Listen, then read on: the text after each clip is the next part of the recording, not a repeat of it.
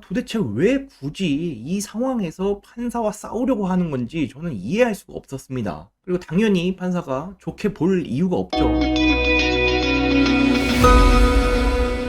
안녕하세요. 흔히루TV의 김기훈 변호사입니다. 자, 이번 시간에는 형사재판에서 마주할 수 있는 정말 위험한 피고인의 행동에 대해서 한번 말씀드려보도록 하겠습니다. 제가 형사재판을 진행하면서 함께한 의뢰인, 그리고 형사사건을 방청하면서 직접 목격한 피고인들, 이러한 사례들을 한번 모아봤습니다. 그래서 첫 번째로 말씀드리자면, 재판장과 싸우는 피고인, 정말 위험합니다. 단순히 억울함을 호소하는 것을 넘어서서 재판장과 싸우려는 피고인이 간혹 있습니다. 재판장에게 달려들려고 하거나 욕하는 행동을 했다면 끝이죠. 이것은 더 이상 말할 필요도 없이 불리한 사정입니다. 그런데 이런 것 외에도 말투나 어떠한 행동 거지를 통해서도 일종의 싸움을 거는 걸로 보이는 그러한 피고인들이 있습니다. 그래서 저도 형사재판을 진행하며 항상 의뢰인에게 재판장과 싸울 필요는 없다는 점을 강조하곤 하는데, 왜냐하면 내가 억울하다, 이 뜻은 결국 검사가 죄가 안 되는데 기소한 것이다 라는 주장과 똑같거든요. 즉, 내가 재판을 받는 것은 재판장이 기소를 해서 받는 것이 아닙니다. 검사가 기소를 해서 내가 재판을 받고 있기 때문에 싸우시더라도 검사랑 싸우셔야지 재판장이랑 싸울 이유는 전혀 없습니다. 그리고 판단을 내리는 것은 재판장인데 이 판단을 내리는 주체와 싸워서 좋으실 것이 없죠. 그래서 어차피 재판장은 법에 따라 판단하게 되는데,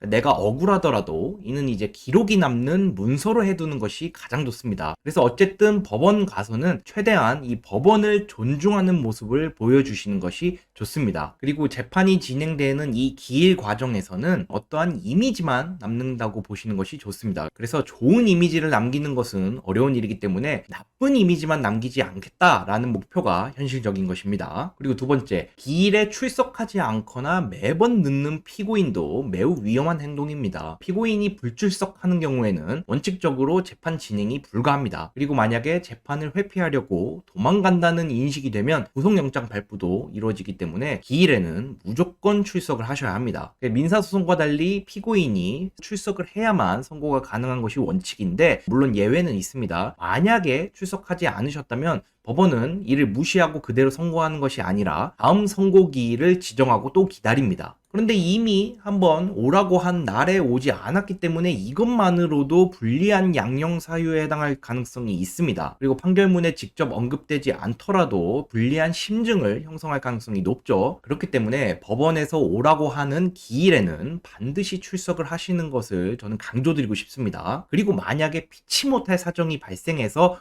어쩔 수 없이 기일에 출석하지 못했다면 나중이라도 그 사유에 대해서 명백히 소명하시는 것이 중요하고, 만약에 그러한 피치 못할 사정이 미리 발생했다면 그 사유를 제시하시면서 공판기일 연기 신청이라도 꼭 진행하시기 바랍니다. 그리고 기일을 반복해서 지각하는 피고인 또한 좋지 않은 인상을 줄 수밖에 없습니다. 물론 지각을 한다고 해서 불이익을 줄 수 있다는 규정 자체는 없습니다. 하지만 재판장도 사람이고 지각을 하는, 그것도 반복적으로 지각을 하는 피고인에 대해서 좋게 볼 이유가 단 한 개도 없습니다. 그래서 불리한 심증이나 양형에 반영될 염려가 있기 때문에 기일에는 지각하지 않는 것이 좋을 것으로 판단됩니다. 그리고 마지막으로 최후 진술에서 말을 하지 않거나 극도로 짧게 하는 피고인 또한 저는 위험하다고 생각을 합니다. 그러니까 이 최후 진술이라는 것은 이제 모든 공판 절차가 끝나고 마지막으로 재판장이 피고인에게 피고인 마지막으로 할 말이 있으면 하세요 라면서 최후 진술을 할 수 있는 기회를 부여하는데, 이 최후 진술은 재판장이 판결을 하는, 즉 판단하기 전에 피고인이 직접 말할 수 있는 마지막 기회라고 해도 과언이 아닙니다. 그래서 앞에서 말씀드린 것처럼 나쁜 인상을 남기면 안 되겠죠. 그런데 제가 판단하기엔 굳이 나쁜 인상을 주려고 하시는 분들이 많이 계십니다. 그래서 제가 실제 겪었던 사례인데, 재판장이 피고인에게 마지막으로 할 말이 있느냐 묻자 필요 없습니다 라고 끝낸 피고인, 말하고 싶지 않습니다 라고 말한 피고인이 있었습니다. 저는 이 말을 듣고 입을 벌리지 않을 수가 없었는데, 이때 판사가 어떻게 반응을 했냐면 피고인을 노려보면서 왜 필요 없죠? 왜 말하고 싶지 않죠? 반문을 했습니다. 그러니까 피고인이 주절주절 이런저런 얘기를 했는데,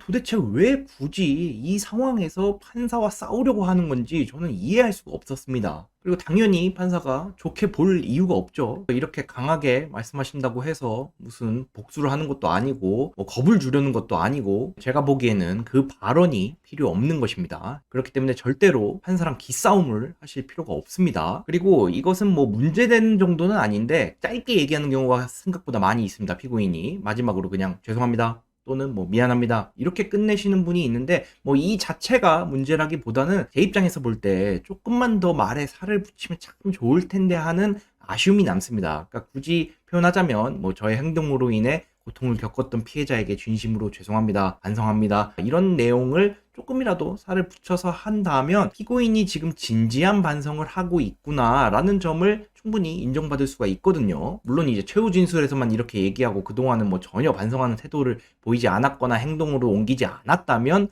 판결에서도 인용되지 않겠지만, 이 최후 진술만 보았을 때는 이렇게 짧게 얘기하는 것보다는 조금 더 피해자도 언급하고 법원도 언급하고 이런 식으로 해서 내가 진지하게 반성하고 있습니다 라는 점을 어필하는 것이 더 좋지 않나 이렇게 생각이 됩니다. 그리고 앞선 짧은 내용보다 저는 이 내용이 조금 더 어이없다고 느낄 것 같은데, 한번 봐주십시오. 선처 부탁드립니다 마지막 최후 진술 멘트를 이렇게 딱 한마디만 하는 경우가 있습니다. 그런데 이는 앞에서 설명드린 죄송합니다 또는 뭐 미안합니다 라고 짧게 말한 것보다도 더 못한 말이 아닌가 싶습니다. 밑도 끝도 없이 선처부터 해달라고 한다면 판장 입장에서도 죄송하다는 말이 먼저 나오지 않고 봐달라고 하네 이런 생각을 할 수 있을 것 같거든요. 그래서 이 또한 피고인이 과연 진지한 반성을 하고 있는 것이 맞나 재판부가 의심할 것이 염려됩니다. 그렇기 때문에 선처를 부탁드리는 것은 탄원서나 뭐 진술서 이런 것들로 대신하셔도 괜찮고, 최후 진술은 저는 이미지가 중요하다고 생각을 하는데, 밑도 끝도 없이 선처만 해달라는 말을 하실 거면 차라리 죄송합니다라고 끝나는 게 나을 것으로 보입니다. 물론 이제 반성의 모습을 쭉 최후 진술에서 하시고 마지막에 선처 부탁드린다고 하시는 것은